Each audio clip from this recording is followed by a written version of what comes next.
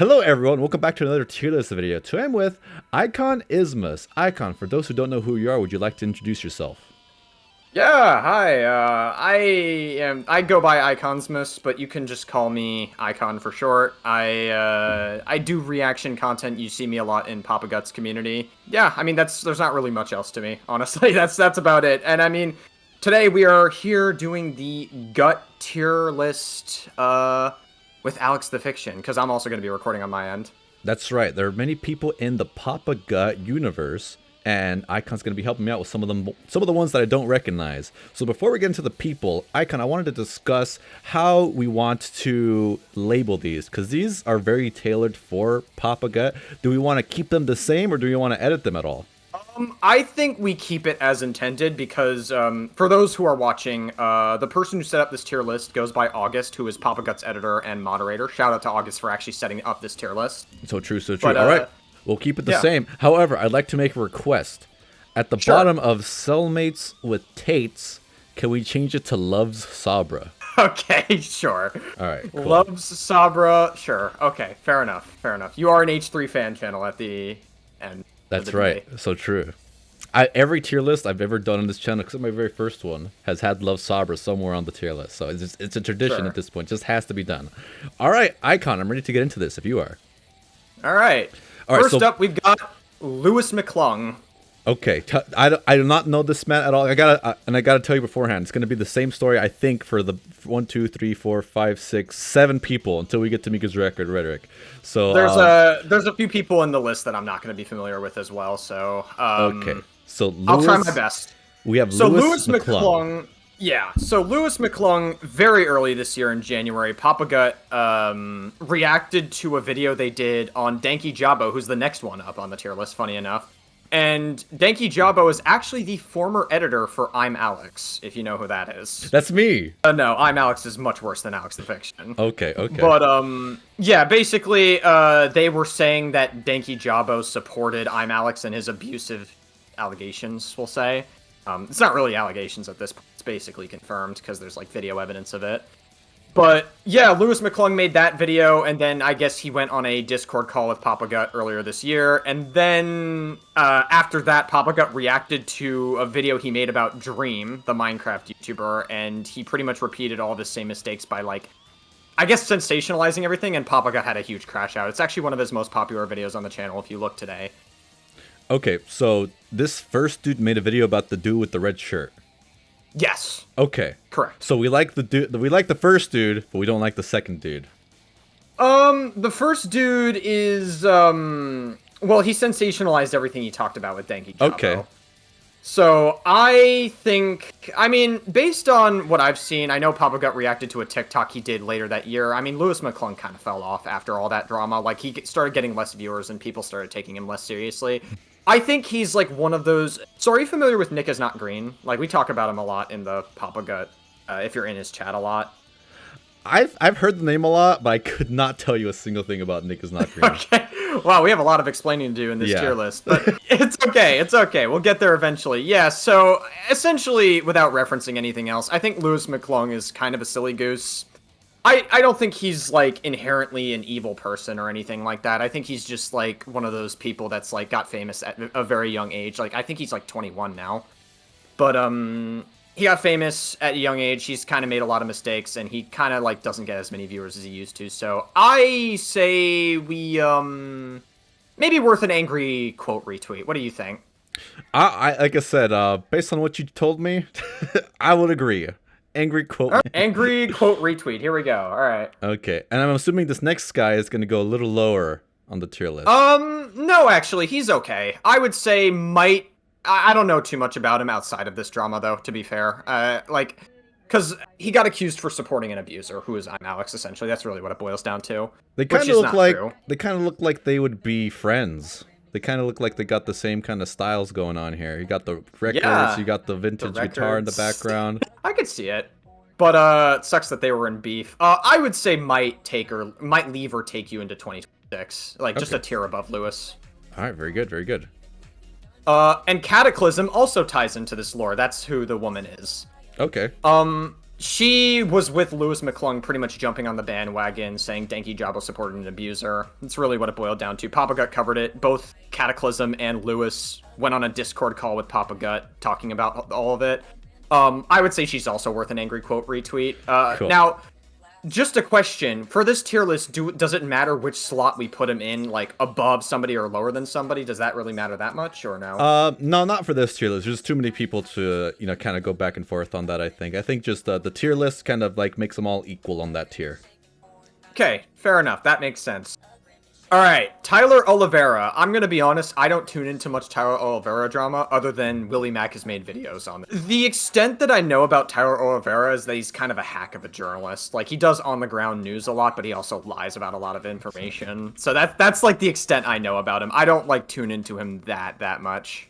Okay, you know what? I was thinking about something completely different. I do not know this man at all. So if you forgot him, then that's good. We can put him at the bottom. I'm kind of thinking about putting him in Forgot You Existed because I just don't know enough about him, truthfully. Thank God. I was worried that you're gonna know all these guys, and I didn't know any of them. Or at least the first 7. This guy with the glasses that's coming up, I have no idea who this is, so I'm gonna also put him in Forget You Existed. He looks kind of like me. He looks kind of like me. That's crazy. Yeah, I'm gonna put him in Forgot You Existed as well. I hate how this tier list starts because, like, I know a lot of these people, but these first 7, I have no clue. Like, based on their photo, this guy looks a little more familiar. Who we got with the pink shirt and the? I think his name is Nick A30, right? Oh my God, there's so many fucking people I just do not know. Okay, so these next 2 are like tied to the same lore. I think the guy on the right, the guy with like the weird like hair and headphones. Yeah. I think he like made a video on Nick A30, and he I don't know, man. I think he like tried to accuse him and say that like, oh hey, like I forget the extent of it. I think he was like very parasocial for him or something. That's like as much as I remember. I'm gonna put them both in Forgot You Existed. That's cool. Thank God. Yeah. Okay. Now we can get into the real. All right, Mika's rhetoric. Here we go. Rhetoric. All right. I love Mika's rhetoric, aka Nicholas Diorio's partner. Nicholas Diorio's wife, who he's cheated on a few times with Frogan, and I'm so true. Proud. So true. It's so sad. It's so crazy thinking back on the whole Mika situation because it just seems so wholesome and tame compared to like the stuff we've been listening to and reacting to now. Listen, you gotta respect Mika's rhetoric because I think she said she was like a teacher in her like personal life, right? She's a teacher. Right. She's trying to educate the youth. You gotta respect that to some capacity. She's a bit of a silly goose at times, but we could look past that a little bit. So I feel like she would have been much more forgiven if she just titled her hit piece against Ethan just as a rant, not as like advertising it as like she did a lot of deep, heavy research into it. So many people want to make hit pieces against Ethan. That guy can't catch a break. All right, it's just easy views. One of the most successful videos I've made in the past few weeks is a fake hit piece against Ethan. And the people they just ate it up. People didn't even know a lot of people didn't even know I was kidding the whole time. Oh, that's crazy. Are people just that snark-brained? They are. That's insane. Well, I think for Mika's rhetoric, we could do... I would say another worth an angry quote retweet, honestly. Dude, that's what I think. What do you think? I want more Mika's rhetoric in 2026. So I'm going to put her in... I'd play it. These tiers are crazy. We didn't even talk about the names of all these tiers. That's crazy. Some of these are like insane. My wife is a fan, which is Papa Gut's wife, and it's interesting. I'd like to play at the arcade with Mika. Okay, I mean, all right. I might take or leave her into 2026. I mean, if you want to put it on your end to play with the arcade, that's fine. Okay, cool. But yeah, obviously it goes without saying, but we have 2 separate tier lists on each video. That's right. This guy, I have no idea who it is, so I'm gonna... I know exactly who this is. This is Aubrey Smalls. He also made a hate video on TikTok. He was in like 2023. So Jimmy Lee is this on the streets comedian in the H3 universe, and he made a joke about I hate M words for the slur for little people. And so this person, Aubrey Smalls, is a little person. And Aubrey Smalls wrote into the show saying, hey, I'd love to come in and talk to Jimmy about, the problems with the M word and little people in general. and how Jimmy Lee is like, obviously he has a phobia of little people, so Aubrey wanted to confront Jimmy Lee on a call. And so they did it on like a non-live setting. It was like a pre-recorded video. Aubrey Smalls came in and gave a lecture to Jimmy, and everything went great. Everyone had a good time. Aubrey Smalls wrote in, and once they aired it, and said, "Hey, I had a great time. I'd love to be your correspondent or come back again in the future." And then years later, Aubrey made a TikTok saying, "Yeah, I hated being on the H3. They diminished me. They used me as a prop. They used me as comedy. I was not expecting it to be live," and just said all this bullshit about Ethan in the show. And so, yeah, he's a total piece of shit. Like, I feel like what happened was people must have seen that he was on the show years later, and he's like, "Hey, do you still support them?" That kind of situation. So I feel like he felt like he had to distance himself from H3, even though they had continued to support him even after his first appearance. So yeah, that's the situation with Aubrey. So that being said, okay, yeah, go ahead. I'll put him in Love Sabra. Really? Yeah. Okay, interesting. All right. I mean, he is anti-Ethan at the end of the day, right? I guess. Big time, yeah. Kind of. Yeah. Mm-hmm. That's terrible stuff. Next up, we got our lovely smokes more than she spokes, Caseytron. So true, so true. I mean, So recently, there's actually been a development on Caseytron as of the time of us recording this, and that's the fact that Caseytron and Ethan recently settled on the lawsuits, but Ethan's still suing Denims and Frogan, to our knowledge. So I feel like it took a lot for her to, come out and say everything in the settlement statement. So, and I was expecting her to be crying or being super emotional or doing something not sincere in her settlement statement, but I thought it was good. I thought she did a good job, even though it sounded a bit robotic for my taste. I thought it sounded good overall. So for that, it took a lot. I feel like it took a lot for her to do that. I feel like if I actually said what I thought about Caseytron, I'd get the video taken down. So I'm gonna. No, but anyways, no, I'm just kidding. It's not that bad. But no, what I actually do think, I think Caseytron is a bit like. I feel like she says things sometimes, but not because she actually believes them, but mainly just because she's kind of like a little bit brain broken from all the fucking weed she smokes. So, like, she's just like, I don't know. I mean, like, listen, I'm happy that her and Ethan found some settlement, and Ethan was able to cat out and be very petty about it, as always, as in good Ethan fashion. Absolutely. But, I would say maybe like a trip to Universal. What do we think? What does like a trip to Universal mean? Like it's a great time. Like I love Universal Studios.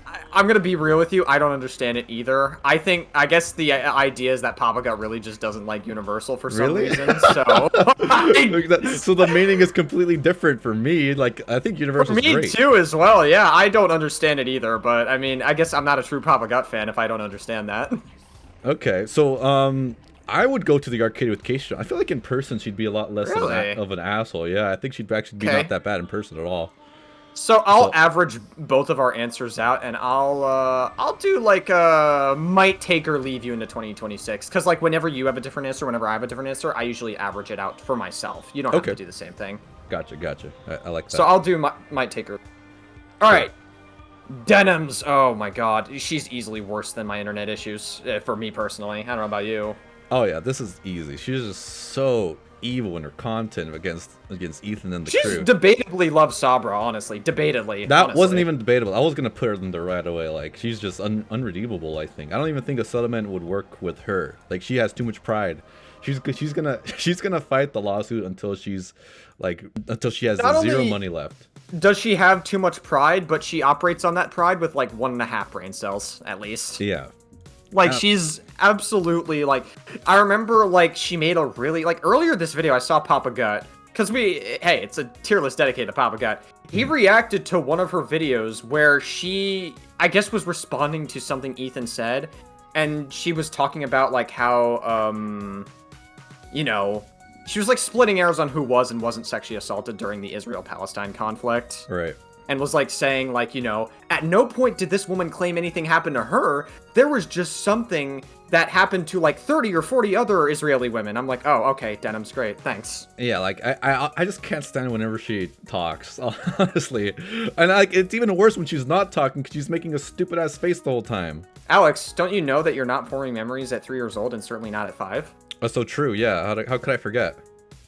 Yeah, you gotta remember the intellect from Denims. Mm-hmm. All right, Sean DeCivic, our favorite Sean DeBlack. I think he's like, I mean, I should have played it up and said, who is this? I have no idea who this is. I should have played it up too. I missed an opportunity, but I always knew him as Sean DeCivic personally. But based on him and his own content, like I really honestly don't know too much about him. But he has called out Hassan in the past for some stuff, which was pretty cool. Which is very strange because he's a VIP in Hassan's Twitch stream, so that right. makes sense. So he does have some sort of level of integrity to him, unlike Denims. I mean, I guess by Papa Guts definition, he's like a trip to Universal, maybe worth an angry quote retweet even. Angry quote retweet for sure. I think that'd be good for me. All right, sure, fine. I will take it there. Oh, Bad and Banana love Sabra easily. Yeah, it's an easy one. He's on the run. Dude, he's on the run from both Australia and Argentina. Like, imagine being on the run from not one, but 2 different countries. I think that face says it all. You're typically not supposed to judge a book by its cover, but it really works with Bad Empanada. Oh, 100%. I don't even know where to begin with how, like, crazy his shit is over the years. He's just a horrible fucking person, to be honest. Like, he's in every way imaginable. Like, he took credit for sending the 2 human skulls to Ethan's house. What else do you say? I don't know. Like, he's just totally complicit with, like, doxing, and he's totally complicit. I mean, he doxed Willie Mac earlier this year, right? Like, he got, like, Willie Mac's doxed from, like, his wedding. He loves, like, as soon as he sees someone he doesn't like, he shouts it out to all of his Twitter followers. He almost did that to me. He was, like, a sliver of a screenshot away of asking his Twitter followers to hunt me down. That's crazy. So what happened was, so Taylor Lorenz entered the H3 Facebook group chat, or the group community, which is all fan-driven. And Taylor says, oh, you guys allowed my stalker to post information about me. And then she ran to Bad Empanada to let him know.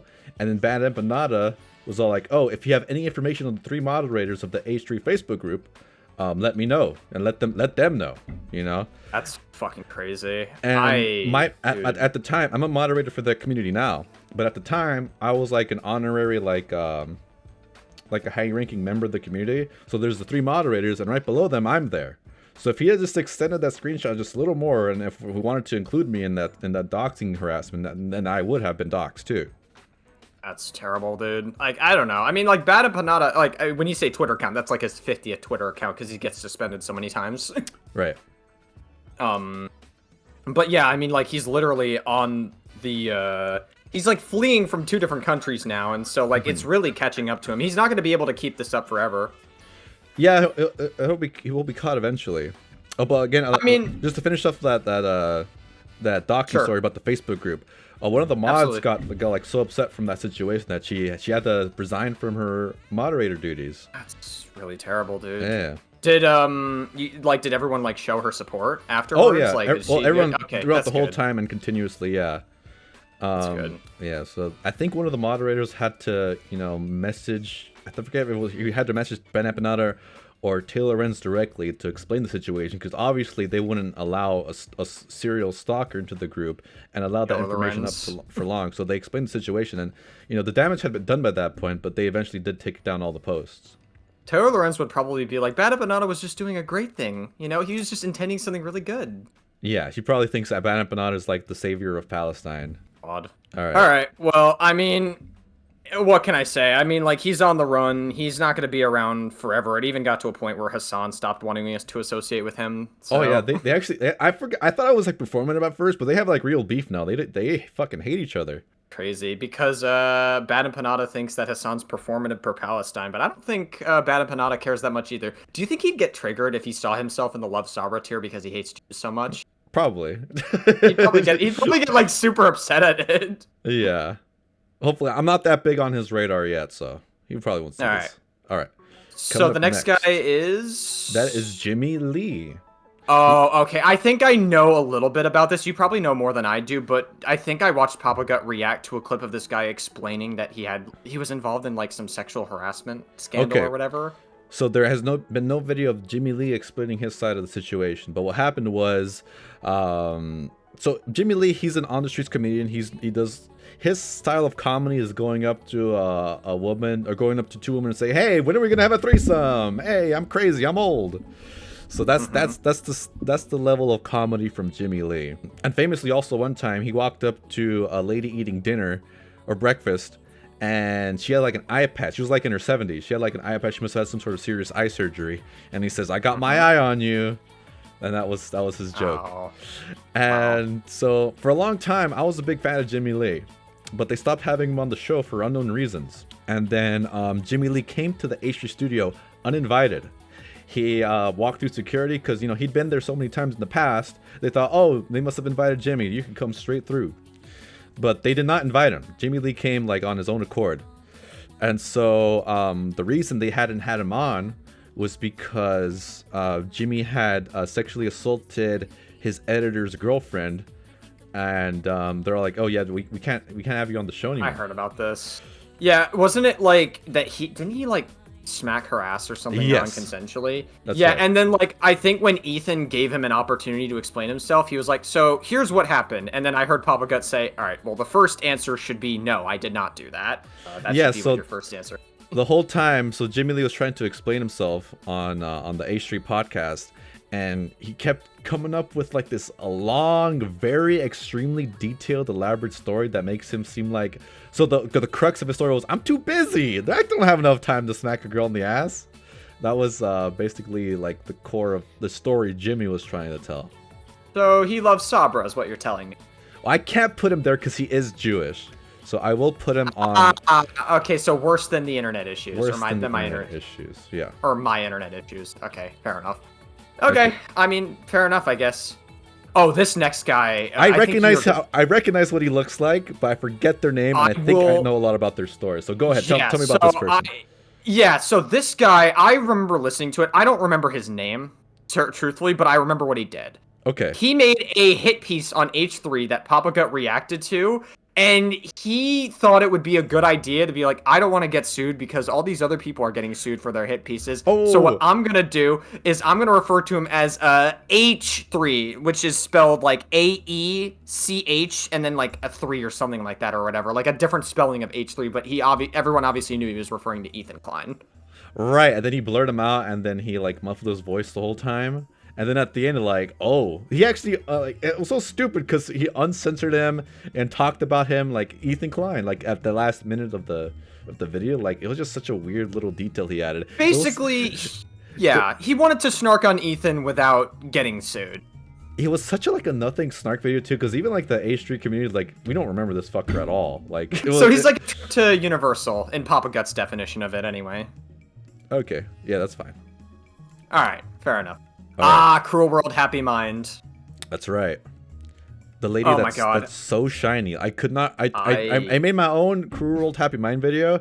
I put like 5 layers of moisturizer on my face. It was so funny. I could not make it as shiny as hers. No, I think I commented on that video. I'm pretty sure I said something along the lines of, "It's okay." Like, I don't remember actually what I commented. I know I did comment on it though. Yeah. But words can't describe how much I dislike her. She is such a dishonest worm. Like, it's insane. Like she went on, like, Ethan, I think, quite frankly, was too nice to her. Like, he allowed her to come on the podcast and then explain herself, and then it wound up just being nothing because, like, she was like, well, actually, you know, that wasn't my intention. Let me clarify this point. And then she went on the fucking Chris Kunzler's live stream to snark on him again. Yeah, and some of the things she says, like, oh, it was my editors that did that. It was my research team that decided to include that. I didn't know that they included that shot in the video. She just like did not take responsibility for hardly anything. And then when she was getting pressed on something, her decision was to start crying and start talking about something completely irrelevant. And I just think that she played victim, and then she made another video, and I had the take that she's really going to turn into Nick is Not Green with how much she's responding to this. I think we're going to get to Nick is Not Green on this list, funny enough. Yeah, he's way lower on the list, so we'll get to him when we get there. But, like, she's going to basically just keep responding to the drama when she should really just stop talking about it and make content again. Yeah, I was going to say something else, something that you touched upon earlier. Oh, the reason, like, Ethan was so nice to her at the start was like she was so like we were just giving her all the benefit of the doubt, right? Like we had no idea if she was just gonna continue snarking or maybe she might actually change or learn from what she was saying. So and she was just so new to the whole Acer universe. Like we didn't want to have like any like preconceived notions about her. So we were trying to give her all the grace in the world. But she just kept doubling down, tripling down, quadrupling down, and then, you know, now she's going into Love Sabra on my tier list right here. Yeah, I'm right there with you. I'm right there with you. It's so Next crazy. up, we've... Okay, sorry. Yeah, right, I'm so sorry. No. I interrupted you. Go ahead. I'm so sorry. I was gonna say it's so crazy that she's in the tier next to Bad and Banana and Denims, but she really is that much of a piece of shit. It's crazy. Excuse you. It's Bad and Pinata. And Pinata, so true. So true. All right, Chris Kunzler is another snarker of the H3 verse. Now, granted, I might give like a bit of a hot take here. I don't, even though he's a little bit deceptive, especially when it came to his H3 hit piece, I don't think he's as bad as some of these other people because he's actually, to my knowledge, he's not anti-Semitic. He actually has denounced anti-Semitism before. So he's not like Bad and Panada or Denims who are completely fine with anti-Semitism, or even Cruel World Happy Mind because she was a little bit anti-Semitic in her hit piece on Ethan. Him not so much. So I don't know. I think he's worse than My Internet Issues, but if you want to put him in Love Sabra, then I can totally understand it because he also snarks on Ethan just as much. Yeah, I don't know what he thinks personally about, you know, everything that's gone on. I haven't seen too much of his content, but based on what I have seen, I don't like his voice. I don't like his stupid Harry Potter glasses. He talks way too loud, and he just seems like an annoying, sniveling piece of shit, so I'm putting him in Love Sabra. I think he graduated college with like Arab studies or something like that. I'm pretty sure he did that, and then he started like making his content off of like the bread tuber space or whatever. I'm gonna put him in worse than My Internet Issues. That's me personally. I don't think he's as bad as the others, but you know, that's just me. Fair enough. Ooh, so this like is that like a cricket or grasshopper? That is Princess Mantis. She's been making she's only has 3 videos, but she already has 2,000 subscribers. So she's making these like she's talking about all the characters within the EHDIA Plus universe, and she made one on Nicholas Diorio. She called it the man that flattened Gaza. She made one on Cruel Happy Mind, the white woman that saved Palestine, and she made one on Cum Guzzler called the little Chris British Kunzler, boy that saved Gaza. So, and I think she's really funny. I think Papa Gut's criticisms of her are valid. Like she could do more research and better explanations in her videos, but she just has 3 videos. You know, it's hard to.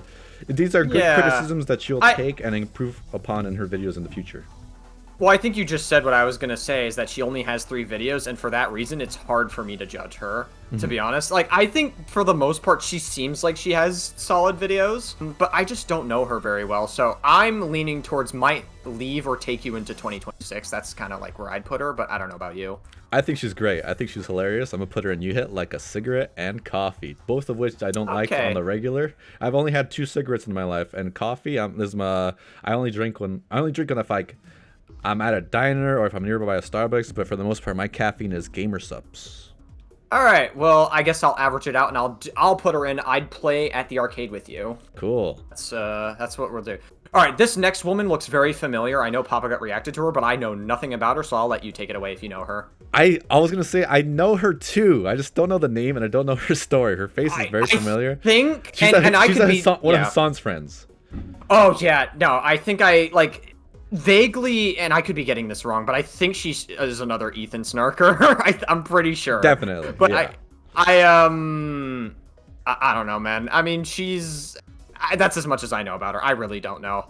I'm tempted to put her in Forgot You Existed, but as much as I know, it's another Ethan snarker. I don't know. What do you think? I forget you. I honestly can't remember exactly. I want to say she's one of the people Hassan put in his car when they were fleeing Los Angeles when it was the fires were going on. But I can't guarantee that for sure, so I'll put Forgot You Existed. Yeah, I'm gonna do the same. I don't know much about her. Oh, Mike from PA is Love Sabra. This guy is... Yes, and I've put him on a tier list before, and I confirmed he's not Jewish. So he is not Jewish? Love Sabra. And not only that, but I think he's actually a very disgusting person because he literally went on stream. I'm surprised he didn't get permanently banned for this on Twitch. He said that Jewish people were a demonic and constructed ethnicity.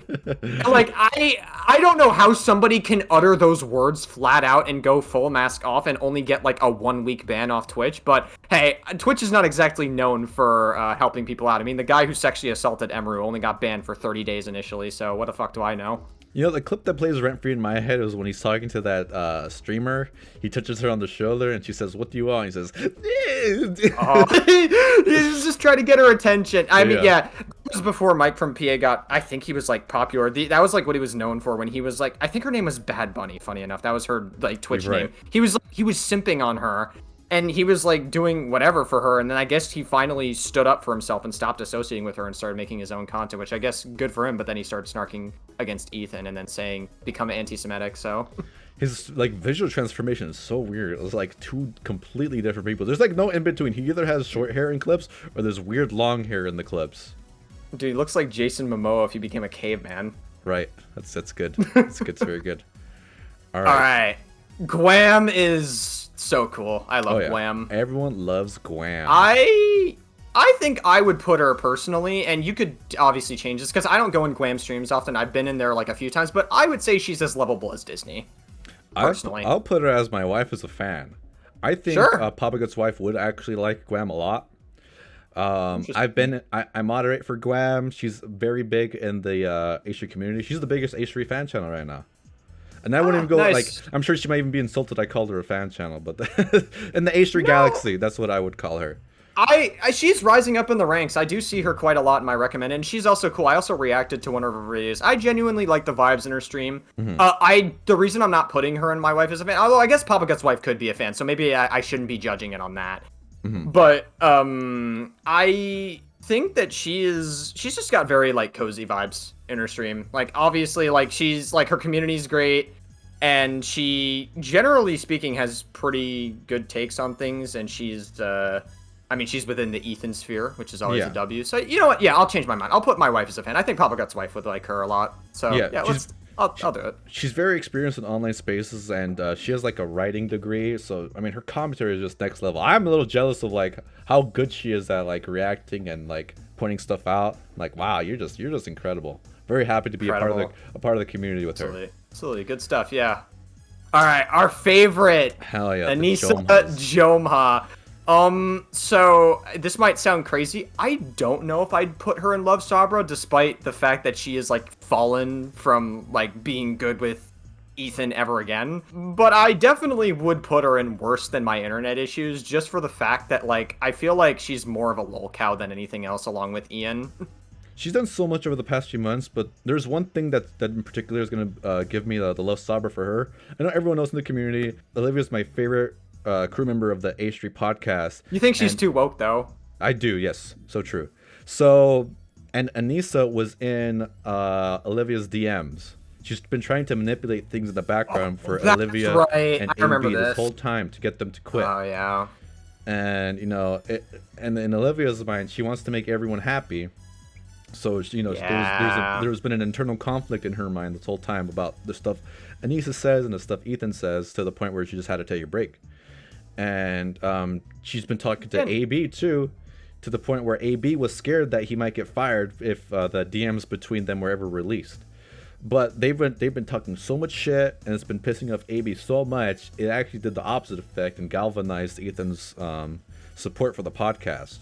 So for that, for the AB part, I would put her at the top. But for the stuff that she did to Olivia, is never forgivable for me. So I'll put that in Love Sabra. Sure, okay, that's fair enough. And honestly, I think you've convinced me to put her in Love Sabra. I totally forgot about the Olivia stuff. That was pretty disgusting. And not only that, but, like, I think it's very ironic that Anissa thinks that feeding your dog cheese is worse than actually shocking your dog. I mean, I didn't even mention any of the infinite snarking she's done in the past few months. Okay, that's not even including any of that. If there was a lower tier, I'd put her in the lower tier. I'd put her under Ban and Banana. That's how much I fucking hate Anissa. That's crazy. Wow. Yeah. All right. Yeah. I mean, you've convinced me. Yeah. I guess she is Love Sabra. And speaking of which, we've got her husband, Idubbbz, who I like to just call Anissa's husband. How about you give me your thoughts on Idubbbz first? Oh, God.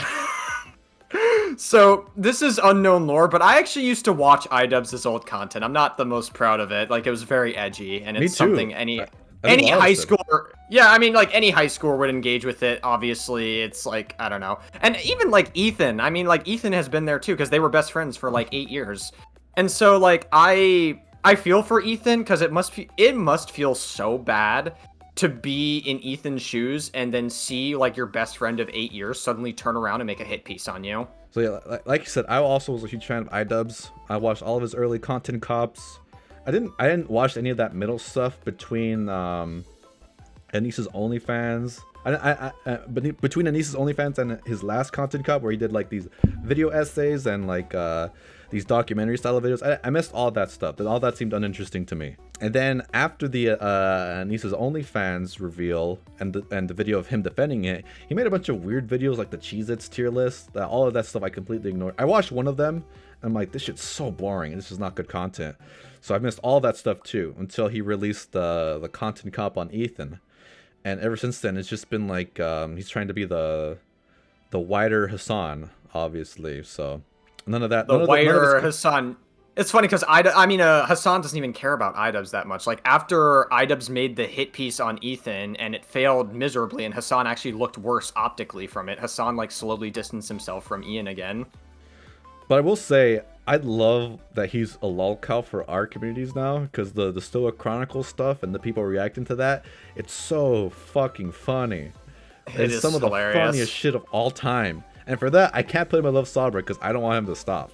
I want him to keep. No, iDubbbz is kind of like he's become such a husk of a human, but I think he's worse than my internet issues. What do you think? I'll put him in worse than my internet issues. Yeah. Yeah, I think that's like a fair spot to put him in because like the fact that he's easy to laugh at is like the only redeeming quality.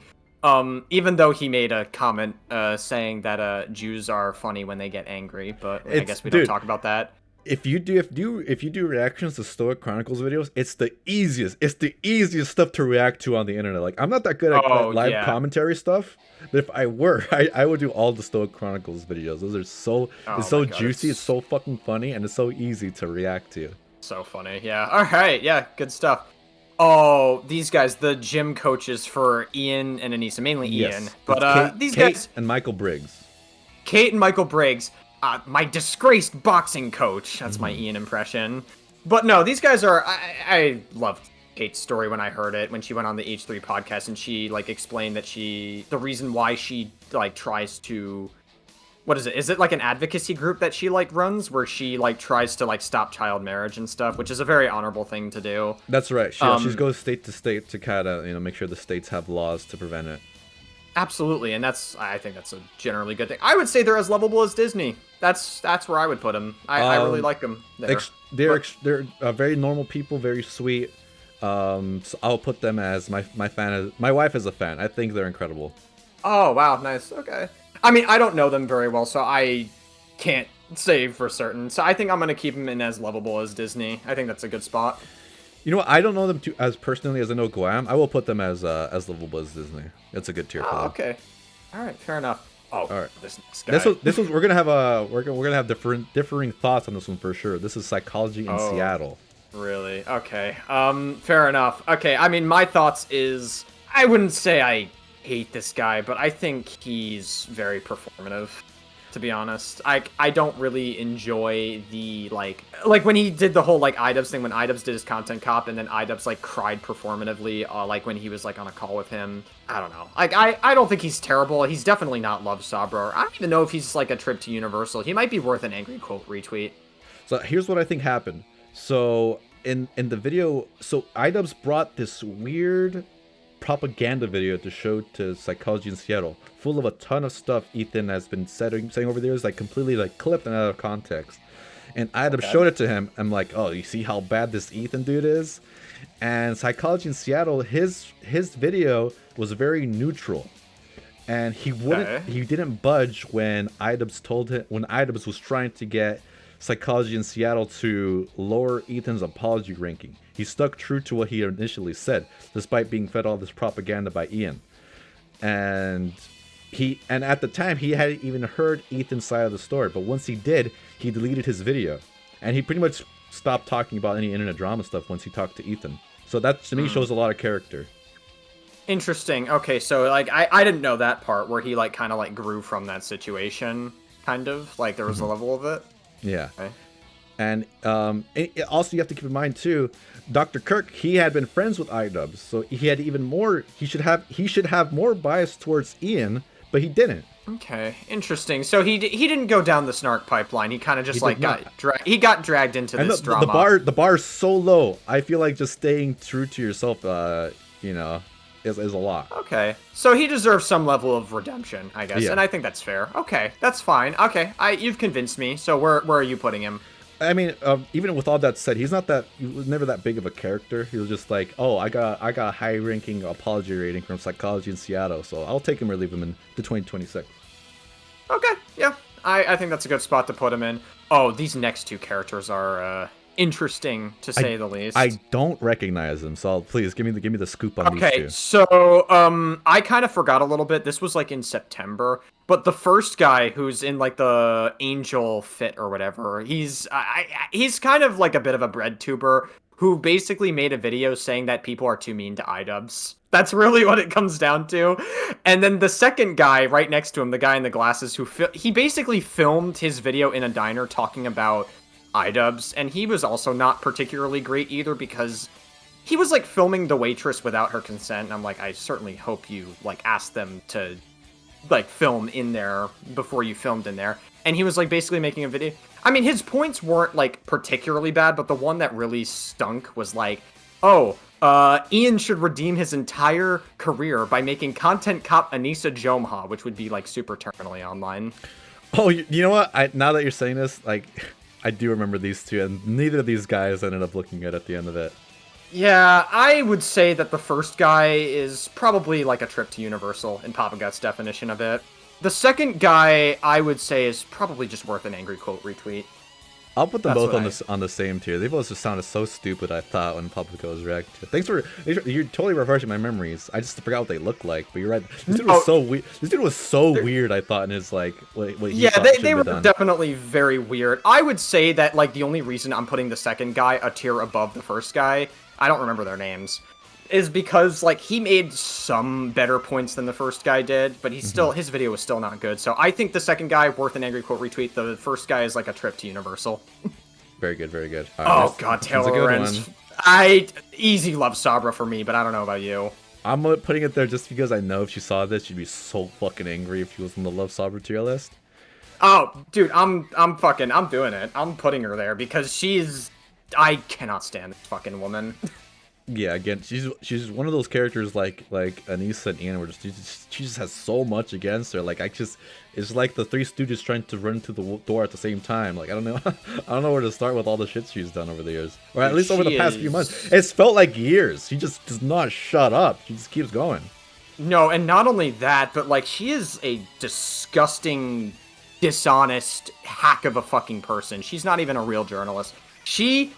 It's not even, this goes beyond Ethan, by the way. Like, we could talk about all the snarking she's done for Ethan, and, like, we could talk about that till the end of time. But I think another thing that, like, made me hate her on a new level was her coverage of TwitchCon in particular. And I was super upset about the TwitchCon stuff, and the reason why is because TwitchCon has had a massive sexual misconduct problem for many years. And I've witnessed it. I wasn't there in person witnessing it, but, like, I've heard stories about it go on for years, and Twitch has done absolutely nothing. And she made like an interview with Dan Clancy where she hardly gave him any meaningful pushback, and instead she made a video pretty much sweeping for Dan Clancy and saying like, there was totally a lot of security here, by the way. Yeah, some people cross some boundaries, but like it's not that big of a deal because people cross boundaries all the time. That's like, that doesn't mean someone's gonna fucking assault somebody or anybody like that. It's like I words can't describe how much I hate Taylor Lorenz. It's really mind-blowing, and she calls herself a journalism, but there was like, it's just a puff piece what she was doing. It's so obvious. I mean, my interviews are like, they're all softball interviews. I ask harder questions than her. I'm there to have a fun time. My podcast is a fun time podcast. And I ask harder questions than her. She is like, honestly, I don't like her. And that's like, she's easy love Sabra for me. I don't know about you. Definitely. Oh, one other thing, one of the like that pretty much it sums it all when she was talking about the whole Kai situation. She says not to believe your eyes and to trust journalists instead. Yeah. Don't believe your eyes, guys. It's all AI. If you wanted to, you could say like, oh, just what you see visually is only a part of the puzzle.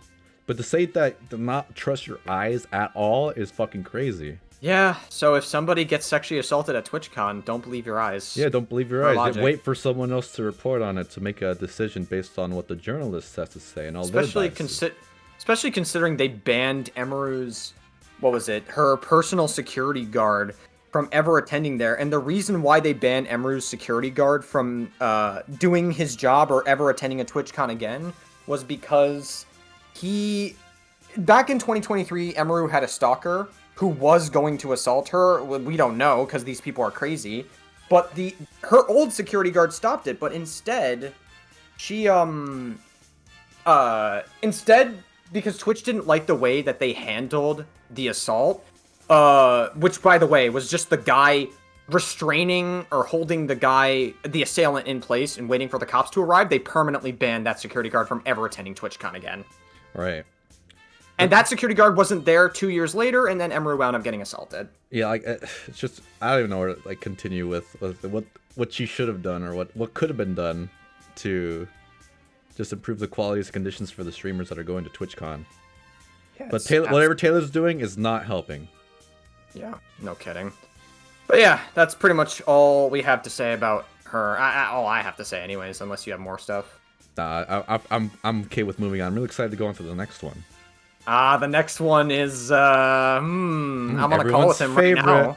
Everyone's favorite here in the community, Alex the Fiction. I think Papa Gut's wife would be a fan of you, personally. I don't know about you.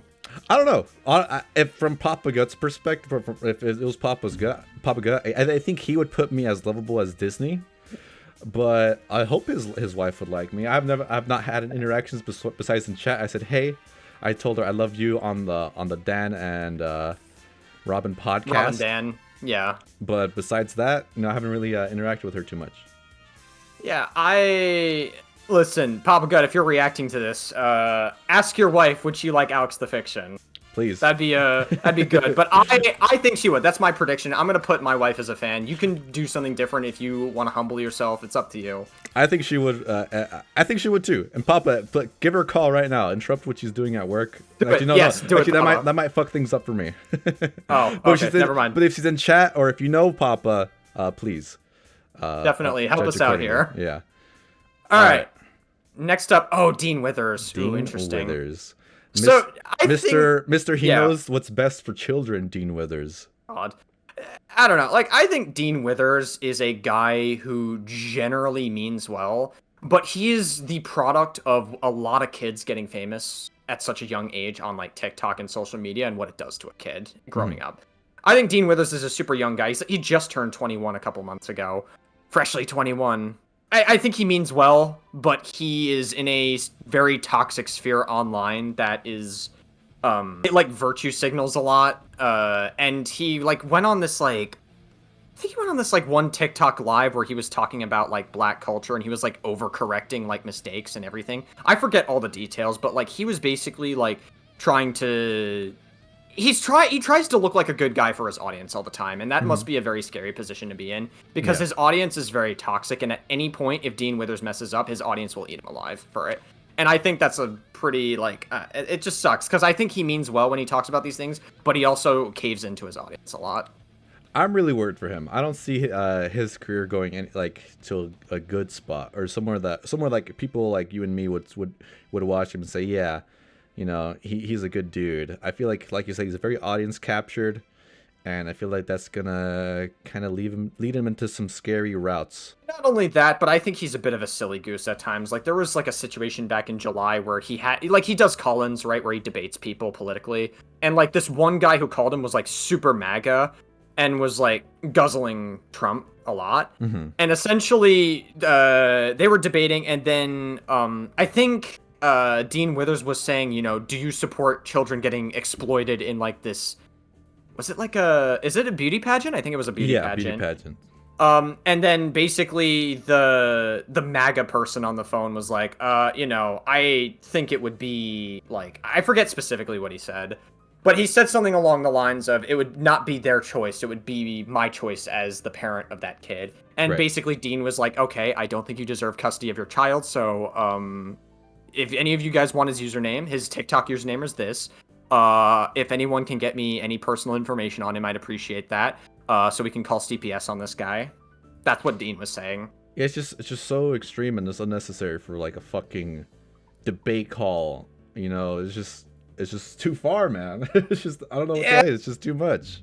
I think he's a well-intentioned guy, but I think he did admit that he misused his platform to some capacity. I don't think he's beyond redemption, though. I think he's just a bit of a, like, he just means well, but he's in such a weird position. I think he's at least worth an angry quote retweet, but yeah, that's about it. That's the perfect position for me, too. I'm very, like I said, I feel like, you know, if he continues on that same path, it might not be good. Yeah.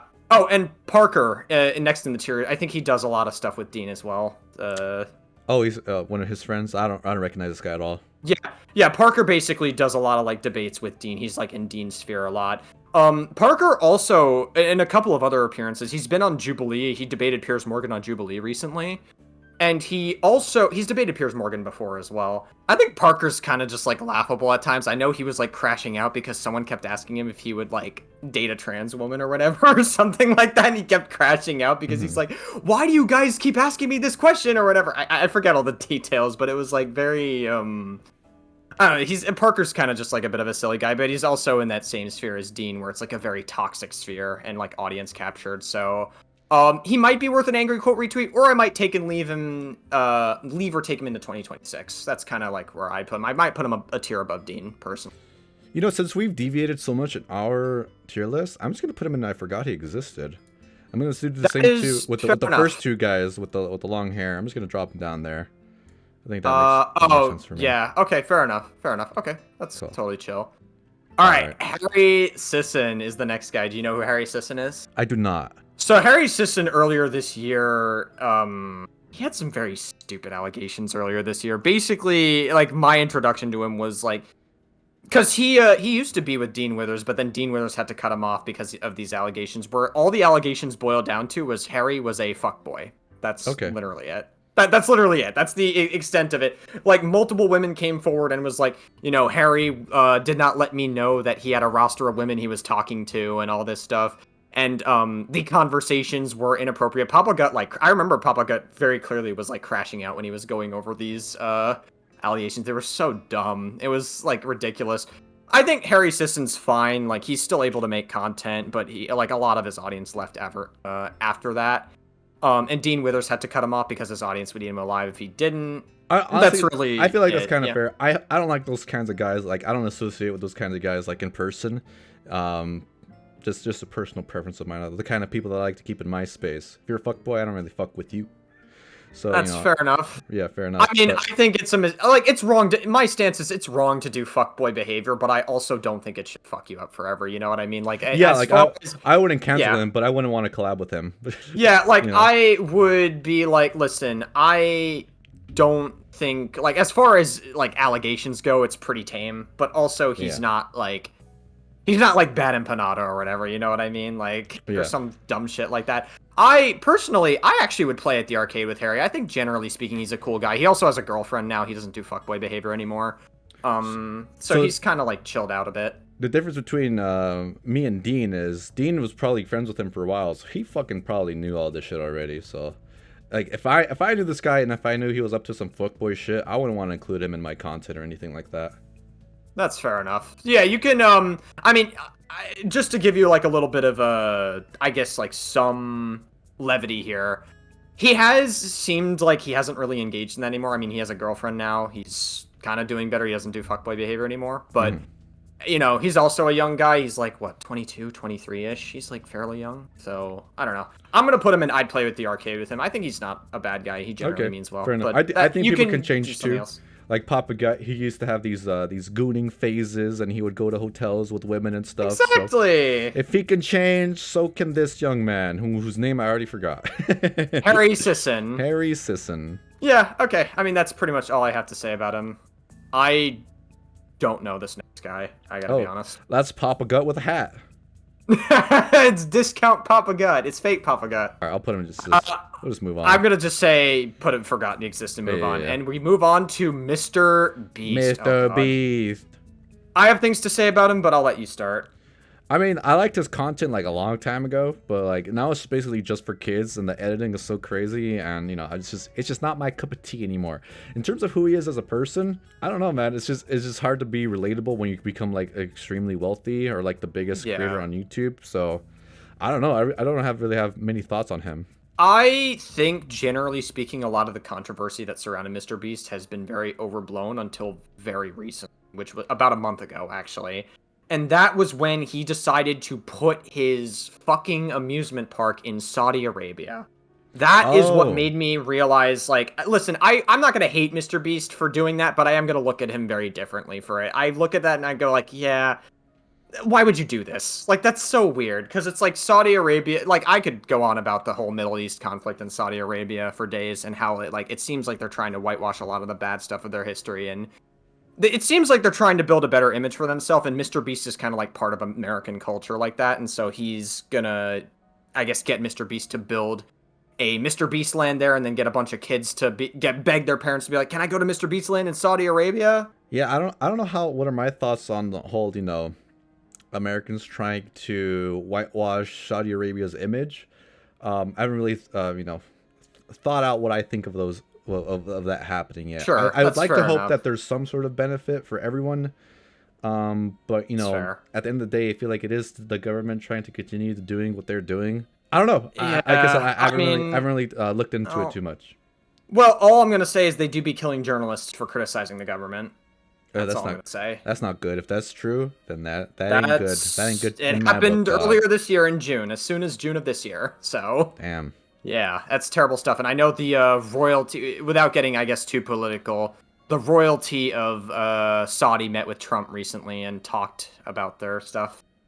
I think Dan Tavius, which is a video Papa Gut reacted to. Dan Tavius made a very excellent video on the whole like whitewashing of Saudi Arabia. I'd highly recommend that. Or you could watch Papa Gut's coverage on it too. But yeah. I also know that Mr. Beast has done a lot of like charity work. Like charity work. Yeah. So that I wouldn't discount all of that when sure. judging who he is. I am gonna. Me personally, I'm gonna put him in worth an angry quote retweet, but only because of what happened earlier this year. But generally speaking, I think he can. I wouldn't say I hate him. Just worth an angry quote retweet for engaging with the Saudi stuff. That's all. I'll put him in. I'll take him or leave him into 2026 because I'm done with him being on top. Let's get someone new, someone better. Sure. Okay. Oh, and speaking of Mr. Beast, the next person is very much tied to him. Oh, is this Ava? No, this is Dogpack 404. Oh, Dogpack. I know that name. He made videos on Mr. Beast, right? Yeah, in 2024, he pretty much made like a hit piece on Mr. Beast, and he pretty much lied about everything in it except for like one detail. And like Dogpack is just a very dishonest person. He was like he wanted to make a hit piece that was a slam dunk against Mr. Beast, but then Mr. Beast was like gonna sue him for defamation. I don't know if that went anywhere. Maybe it did, maybe it didn't. But yeah, that's pretty much the extent of that. Wow, does he even deserve a spot on this? That's such a minor thing, just one or two videos on Mr. Beast. I mean, considering he's a liar, I say he's worth a trip to Universal personally, because like he did try to defame Mr. Beast for dumb bullshit. Fuck, he was like such a nothing thing to me when Papa Gut was talking about him. I'll just put him in. I forgot. I don't know dog shit sure, about Dogpack. Totally fair. Oh, this woman. I remember. Okay, so the extent... I think Papa Gut's only watched one video by her, but she made a hit piece on Mr. Beast, and, like, for a majority of her hit piece, she was just like, what do the comments say about Mr. Beast? That's literally... It was so funny. Dumb. It was such a bad hit piece that she made on Mr. Beast. Oh, I gotta watch that video. That sounds hilarious. Oh my god, Papa Gut reacted to her. It was so, like, terrible. I definitely think she's, like, worth an angry quote retweet, for sure. All right. Personally, like I don't even remember that video, but I have to go back and watch that. It sounds like a good time. A bad hit beast video is honestly like just so entertaining sometimes. Like Mika's rhetoric. All right, this next guy, I don't know. I forgot. He looks like me without glasses. Honestly, except he kind of has like a little bit of curly hair. I also don't like his shirt. For some reason. It looks like me why. Without glasses and short hair, and if I'm tired, and if I'm wearing a sports jersey, yeah. and if I don't look like myself at all.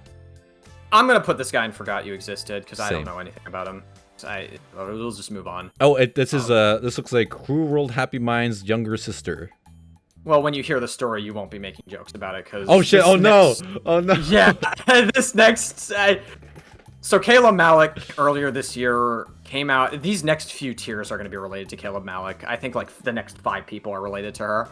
The guy on the right horrifically abused the fuck out of her in a relationship. And it is one of the hardest stories I think I've ever had to listen to. When Papa got reacted to it, it was like very tough for him to listen to as well. It was all very credible. She wasn't lying about anything. This guy would like physically, verbally, and like mentally abuse her in ways, and she stayed with him because obviously like in abuse situations, it's like you don't know like if that's gonna, like, you know what I mean? Like you can't tell if that's like, you see the best in them is what I'm trying to say. Like right. it's just it was so horrible. She's gotten away from him, God bless. He got charged in jail. I think that's his mugshot. Finally, and I think she's like at peace. She like has a podcast now. She's like a good content creator. I think she's genuinely very sweet. I don't know if like we would I don't know if like I would I don't know. I feel like we're just into like different things, but at the same time, she's the kind of person I'd play at the arcade with. I don't know. She seems very sweet. Well, her story sounds horrific. I don't want to put you in forget you existed because that sounds mean. So I'll put her in. I'll play the arcade with her too. Yeah. And then the next guy is gonna go and love Sabra because he's the abuser. Yeah, okay, that's easy. That's easy one for me. Yeah. Okay. And then the guy James Charles ties into this lore as well, who's the next guy on the list. Way. So that's so random. Yeah. Yeah, James Charles. Okay, so I mean we know James Charles. Oh, I gotta tell you a story about him. Personal story. I was single in 2020, and at the time I downloaded a bunch of dating apps.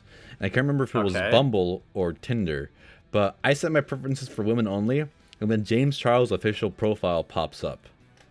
Oh my god! So what he's doing, he is funny. setting himself as a woman since he likes to only date straight men, or like that's his like fetish is straight men.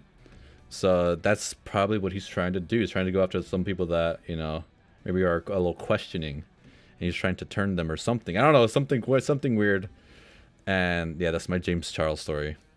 Yeah. The extent I know of James Charles is he got in some drama in like 2019. Was it with that woman named Tati Westbrook? Is that her name? That's one of the dramas, yeah, Tati. Yeah, with Tati Westbrook. They call it Dramageddon. Yeah, no, it was like a hit piece that she made that got, I think, like somewhere like around 40 million views or whatever on James Charles. And then, like, I guess people forgot about it, and then James Charles had the allegations against him, some of which were fake, some of which were real. I think Papa Gut had the take of, like, he doesn't think that James Charles is, like, a predator, but, like, a very stupid person, who wasn't, like, verifying the ages of people he was talking to, and all that stuff. It's like, I don't know. James Charles has, like, a lot of, like, weird stuff about it. I think H3, as of the time of us recording this, is doing a new podcast episode dedicated to James Charles. Yeah. So the thing with James Charles is there's so many allegations going on about him, and like I said, even I have my own personal story about he's just being weird. I would consider him like, I feel like you just gotta, what you're doing, man. I feel like when you have like 20 allegations against you, like even if some of them are fake, even if some of them you didn't know the age, it gets to a point. Definitely. So I would say, I don't know, man. It's actually tough for me because I don't know. I feel like I don't know about Love Sabra. Because, like, the thing is like, I think James Charles actually is a fucking idiot and an irresponsible person. But I also don't want to give James Charles too much of the benefit of the doubt. So I'm wondering if worse than my internet issues is probably, like, the tier for him. That's, like, my take, but it's up to you. It's crazy because these people are so evil. They're just so evil. Like, it's hard to put him next to those two, but he's, like, part of me thinks he is kind of deliberately just trying to go after the youngest as possible. Yeah. It's very weird. I don't know. I'm going to put him in worse than my internet issues, I think, because he's not as bad as someone. Like, funny enough, I actually think Bad Empanado is worse than James Charles. But it's so crazy. It's so crazy to even think about. Yeah. Like, I don't feel comfortable placing him anywhere, honestly. But I guess I'll put him there. Like, I'll put him next to Jimmy Lee. That sounds appropriate. Yeah, fair enough. All right, the next guy. Oh, Christ, this guy. So this guy basically talked about Kayla Malik's story, her abuse story, and he like went on like this weird I think he like hosted his own like show or podcast or whatever talking about the situation. And he was basically like not taking it seriously. He was kind of just using the story for clout. And then I don't think Papa Gut covered this part, but he actually got his own allegations against him where he was talking to a 14-year-old at 20, allegedly. So I say allegedly. There is some proof. Apparently, he's like suing the person that accused him. I don't know, but it didn't seem very good. And I think the accuser had some proof that they were at least talking in DMs on Instagram to some capacity. This guy gives me very icky vibes generally. I don't know about you. I remember watching part of that Papa Gut video, but I didn't finish it. I'm gonna put him like I don't know nothing about this drama, but I wanted to ask is he talking to the person next to him? Looked like they're in the same room. Yes. Okay. Yes, and the guy next to him is not as bad, but he's kind of an idiot. That's all I gotta say. But yeah, what do you think? I guess I'm probably gonna, because like here's the thing, like the allegations are always gonna be hearsay. You're never gonna be able to verify if any allegation of mine's real or not. But this guy's super uncomfortable. Like just by like the way he like exploited Caleb Malik's story, the way he talks about it, the way he engages with shit, and the way he like talks about things online, he's just kind of like a loser. Even if the allegations are fake, I still think he's like not a great person. So I think at the very least worse than my internet issues. All right, fair enough. At the very least. Yeah.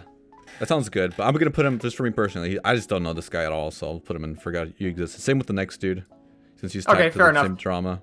I mean, I'll explain the next dude very briefly. He's tied to it, but all I'm gonna say is he's kind of a dumbass. Like, I remember, the one thing I remember him for was he was like pretty much talking about how James Charles was talking with Evan Johnson, who's... Oh, sorry, my fucking my navigation system's talking. Oh, sorry. Not the navigation system interrupting. Crazy work. Okay, so with the all right, so this guy, yeah, basically all I remember him from was he was talking with the guy who allegedly talking to a 14-year-old at 20. I don't know his name.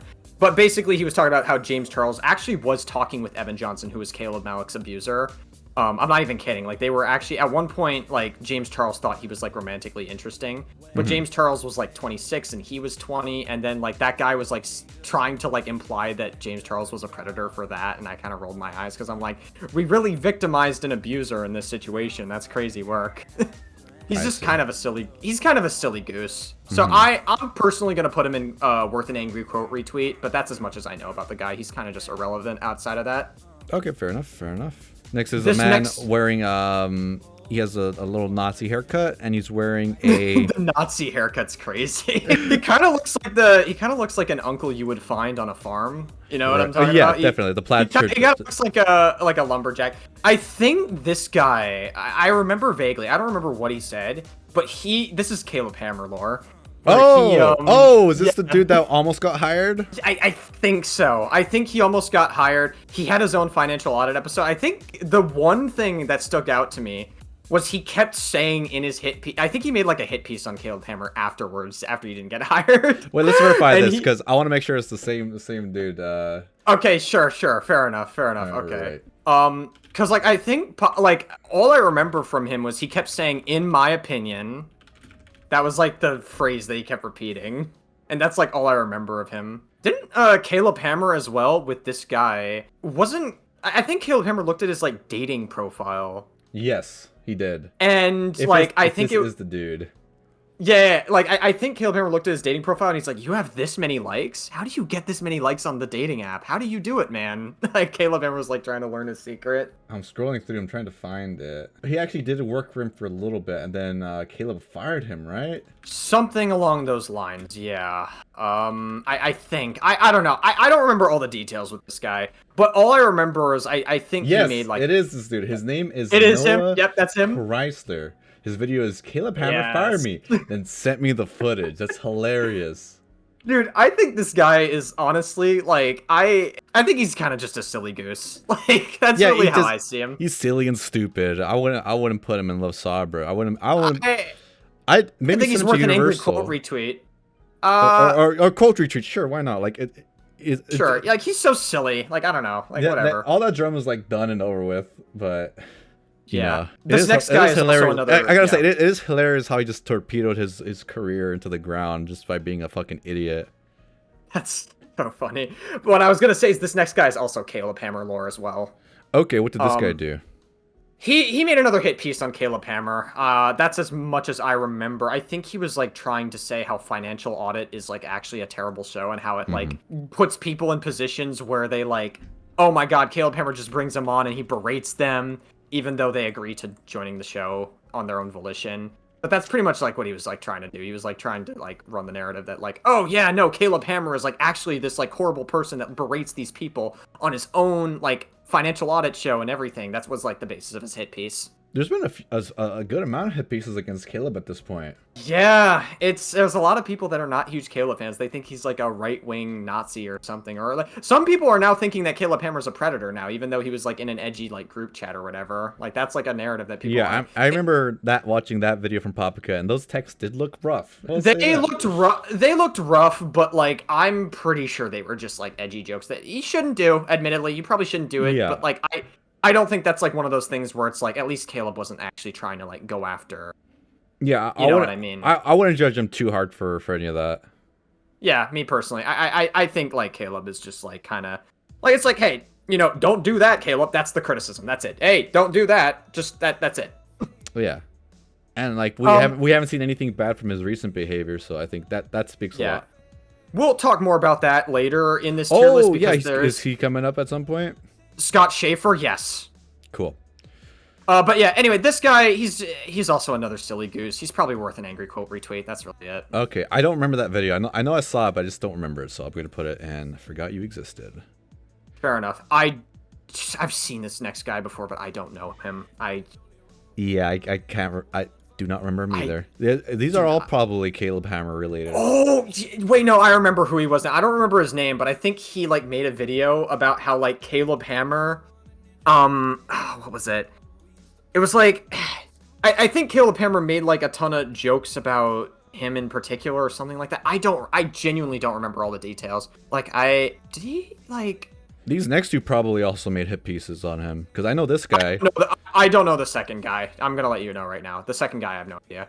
The first guy, like, I know he's involved with Caleb Hammer in some capacity. I think Caleb Hammer, this is gonna sound weird, and you could take this with a grain of salt if you want. So, like, I could be telling this wrong, but to my memory of it, I think this guy, I'm not even kidding, had like an OnlyFans, and Caleb Hammer played his OnlyFans audio live on stream or something like that. The dude with the white shirt, curly hair. The first dude, the first guy. The guy with the plaid shirt, yeah, or whatever, the plaid sweater. I don't know. I that's as much as I remember. I could be totally misremembering that.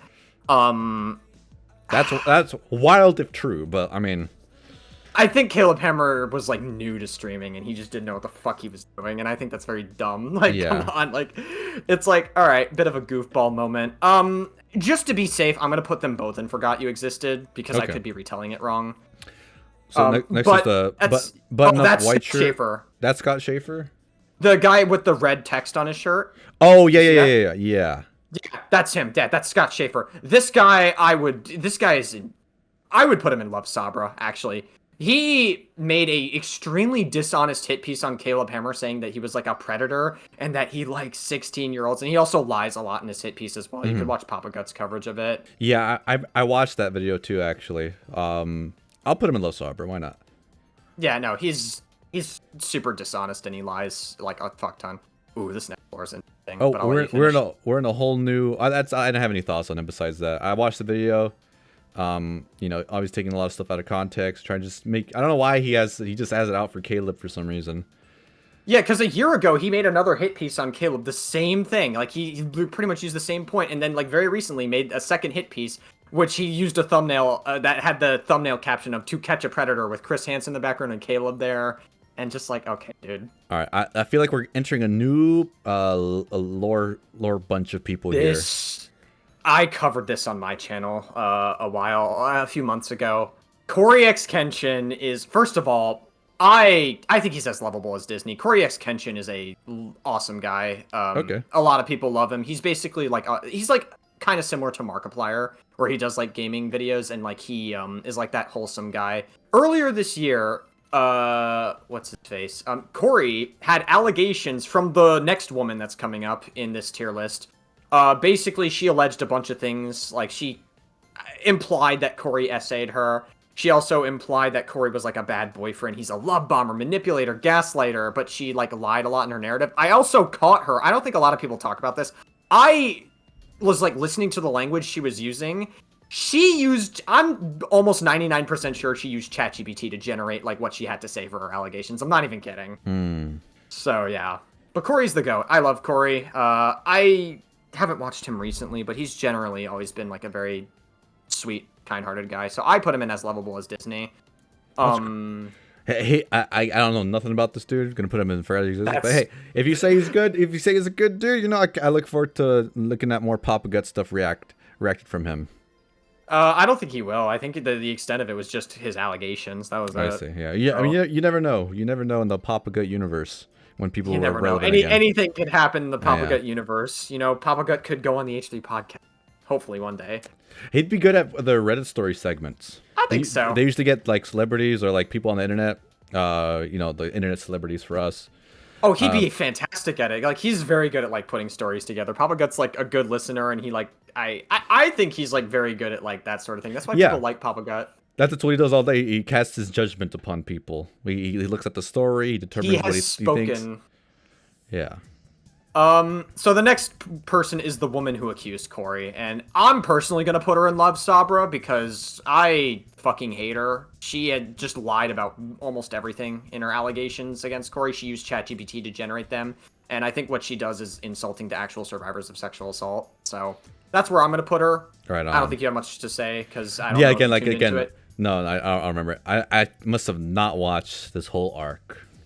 Yeah. The next guy is also very involved in it. Basically, months later, he made a hit piece on Corey, pretty much saying, you know, Corey is very manipulative and awful to these women, and then he used, like, an email that was leaked from, like, 2015 against Corey, and I'm just like, okay. He also lies a lot. He also was, like, responding. It's very weird, because there's one point in his hit piece where he says something along the lines of, you know, I think Corey needs to be careful about the kinds of stuff he's doing and like the kinds of jokes he makes, especially when children watch him in his audience. And like that, he was like trying to insinuate that like Corey was like a pedophile with like that small point. Even though when he got a ton of backlash for this hit piece, he got tons of dislikes, tons of bad comments. He like made the next few videos grifting off this drama and like trying to farm all the comments. And like he was basically making sexual jokes, and he doesn't know if any of his comments are from kids as well. So a bit of cognitive dissonance from this guy. I'm gonna personally put him in Love Sabra as well, but that's it's up to you, obviously. Fair enough. Zoran Mamdani. Mamdani. I love this guy, but what do you have to say? He seems great. I haven't taken a look at all of his like policies or what his goals are, but I mean everyone seems to like him. Like and Papa Gut seems to be, you know, positive towards him. Is that accurate? Yeah, I mean Mamdani. It's very strange because Mamdani and Trump are similar, but not in the ways you would think. And the reason I say that is because they're both different from typical politicians. Like, typical politicians will just, like, kind of do the same strategy of just, like, derailing your political opponent and then, like, say a bunch of things that you promise, like, all the policies you promise, and they wind up never doing it. Mamdani's different. Like, his slogan is... Like, Trump's slogan is Make America Great Again. Mamdani's slogan is Make New York More Affordable. Ooh, I like that. And I think that's... Yeah, no, like, he wants to make it more affordable. I think he's fine. He's pretty good. I mean, he hasn't gotten in office yet. He won, but he gets inaugurated in January. So I am going to put him... I would say he hits like a cigarette and coffee. I'm going to put him in that tier. Yeah.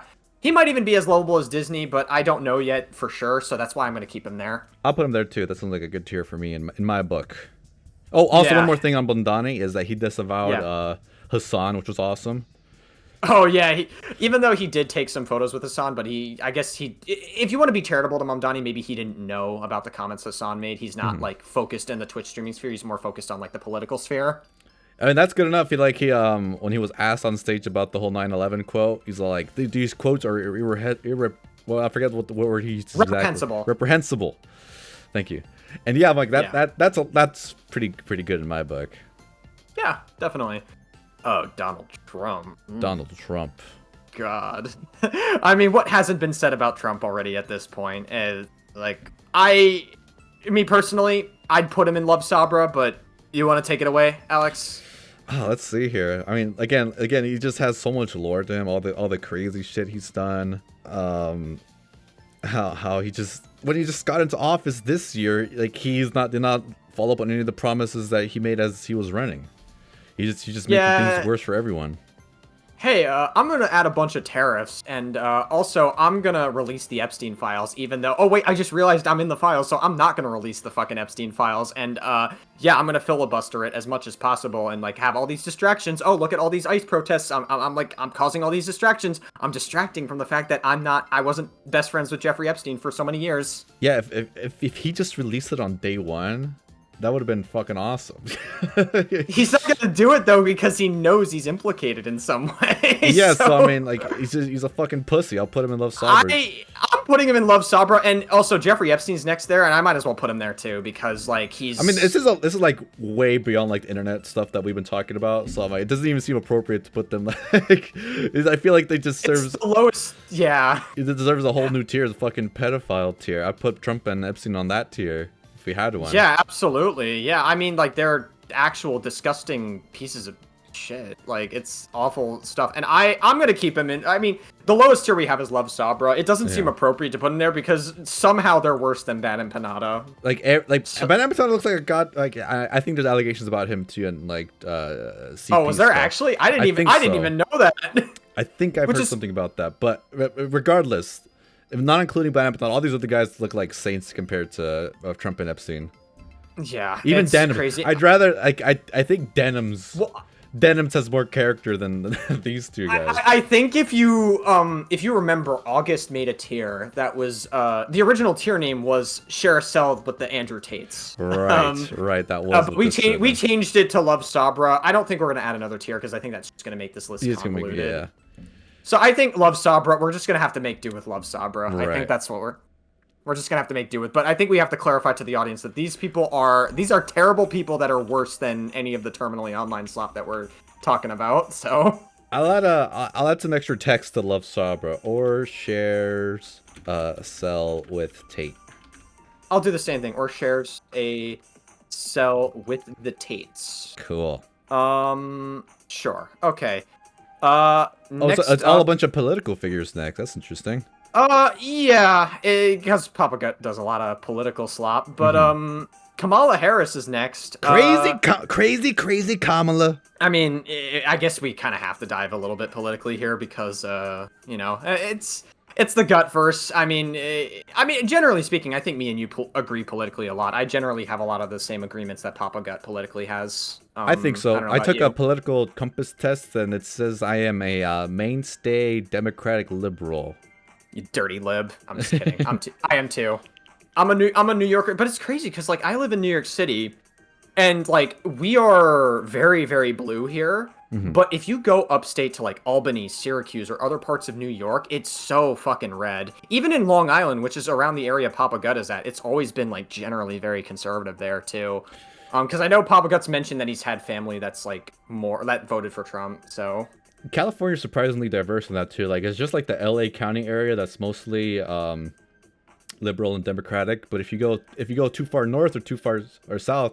Well, like there's only a small pocket of the Southern California and like the Orange County kind of areas, where it's like it's like a battleground. It's like a mix between Democrats and Republicans there. But if you go like very far north, where it's like very like sparse and less populated areas, those tend to be more Republican. Sure, yeah, fair enough. But going back to our tier list, Kamala Harris is, I just don't think she stood a chance against Trump. And the reason I say that is because I just don't think she was a particularly strong candidate. One of the things, is because she's a woman and, like, Trump beat 2 women in an election but lost to a senile old man. Maybe if, I know why they didn't, but if she was running at the start, instead of putting them all the baskets in Biden at the start, that whole transition phase was just so messy. Yeah, I don't know. I mean, I like Kamala as a person. I think that I don't think she would have been the strongest Democratic candidate, but I think she's generally fine. I would play with her at the arcade, personally. Yeah, me too. I think she'd be a good time to hang out with. She'd be a great time to hang out with. Oh, next up is Hunter Biden, Joe Biden's son. That's Hunter?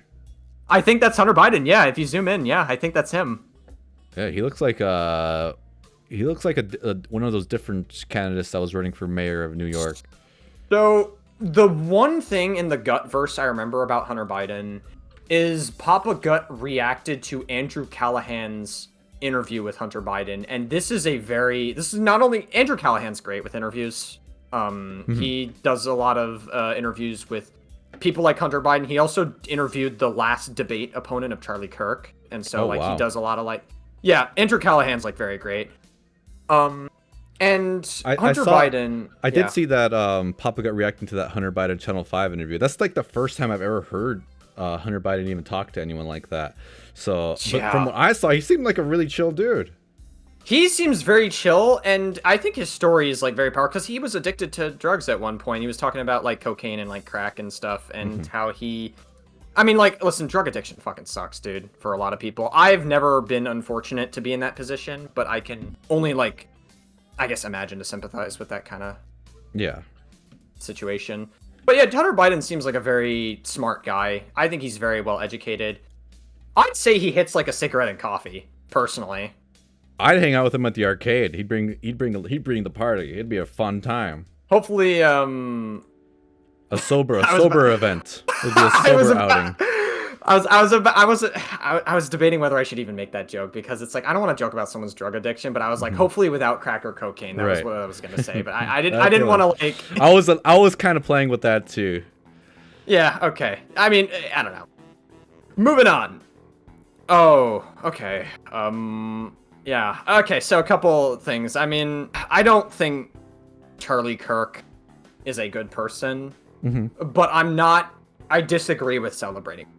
That's my take. Sure. Yeah. It's okay. It's okay if people do not feel bad that he died. I think that's fine. If they lack the empathy for his death, if they are like, listen, I'm not going to shed a tear over his death, but I also won't celebrate it. I think that's fine. I do think it's disgusting how people were like partying on social media about it. Like, it's like, that's not something we should normalize. Because if that happened to someone like, I don't know, your favorite content creator or a political figure that you actually do like, you wouldn't be celebrating it. So we shouldn't be doing that to other people as well. No matter how many awful takes or awful things Charlie Kirk says, where he says that, like, one of the things he said is that if a black person pilots an airplane, he's putting everybody else on that plane in danger, and stuff like that is like very like extremely racist and gross.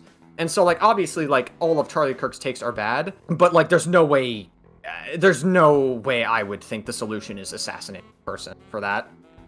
Yeah, because I mean it's obvious, but we don't want political speakers or figures to be killed on our side in response to political figures being killed on their side. Then like it's just causes a domino effect. People are just gonna start killing each other left and right. Yeah, and it's like it's one of those things where it's like if we justify violence when it happens to someone we don't like, we can't be like, I don't know. If people are so against gun violence, you can't celebrate it when it happens to somebody you hate. Like that's just, you got to be consistent. And so that's Definitely. What I think. I don't think he's a good person. But I also this is such a weird ranking. I almost don't even want to rank Charlie Kirk personally. I almost want to skip his ranking. Will we get in trouble if it's like I said, like putting him next to Trump and Epstein is so crazy. But it's like also, I mean, he wasn't a good person. I don't want to whitewash his death either because he wasn't a good person. But like I also like I would feel weird putting him there as well. I'm gonna attempt to say worse than my internet issues, because I feel like it's crazy to put him in, like, any other tier. Because when you boil it down, I guess my thought process is, at the end of the day, Charlie Kirk was just a guy who talked. And, like, he probably radicalized a lot of young men around our age or younger to become more right-leaning, and that's, like, obviously, but I also just don't feel comfortable putting him in, like, the Love Sabra tier, personally. So, I guess, I don't know. It's a tough call for me, personally.